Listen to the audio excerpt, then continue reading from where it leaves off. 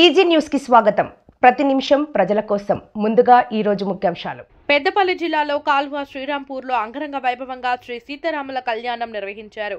ఈ సందర్భంగా ఆదివారం రోజున శ్రీరామనవమిని పురస్కరించుకుని పాండవుల గుట్టపై శ్రీ శ్రీ శ్రీ బసవతుల రాజమౌళి ఆధ్వర్యంలో బ్రాహ్మణుల వేద మంత్రాలతో సన్నాయి వాయిద్యాలతో శ్రీ సీతారాముల కళ్యాణాన్ని ఘనంగా నిర్వహించారు. ఈ కార్యక్రమంలో భక్తులు అధిక సంఖ్యలో పాల్గొన్నారు.